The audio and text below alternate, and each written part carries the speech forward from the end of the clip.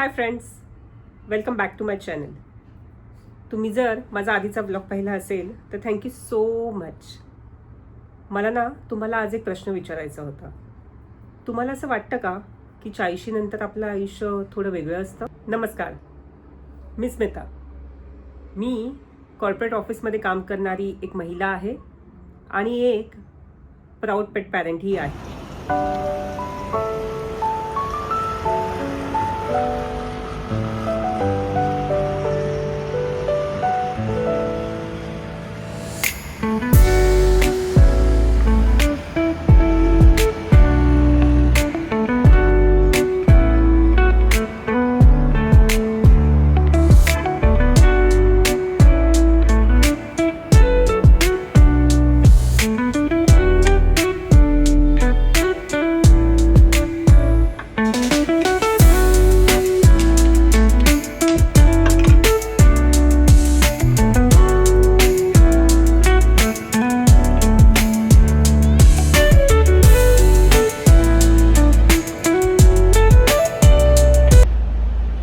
Corporate असो किंवा personal life, routine खूप महत्त्वाचं आहे.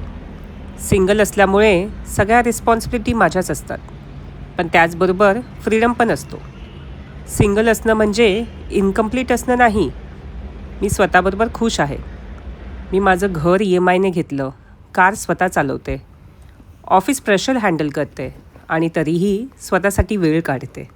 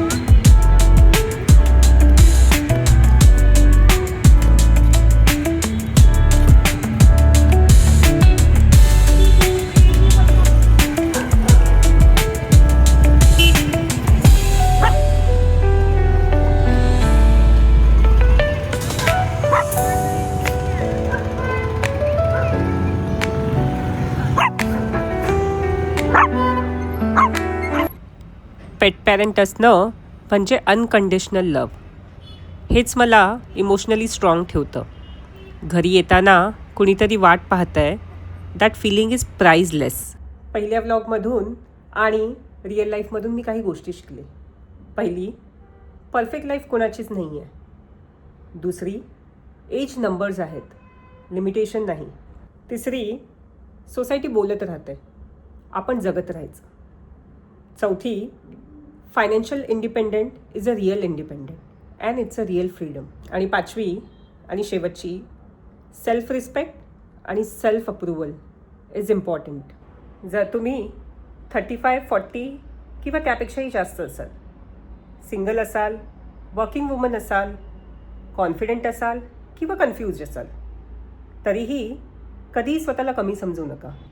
इंडिपेंडंट असणं हा वीकनेस नाही, तर ती एक स्ट्रेंथ आहे. 40 नंतर इमोशनली मॅच्युअर्ड असणं, लोक काय म्हणतील ह्यापेक्षा आपल्याला काय हवं आहे हे महत्त्वाचं आहे.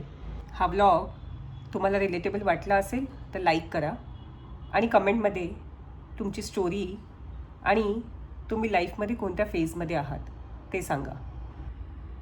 अशाच लाईव्ह ब्लॉगसाठी चॅनलला सबस्क्राईब करा.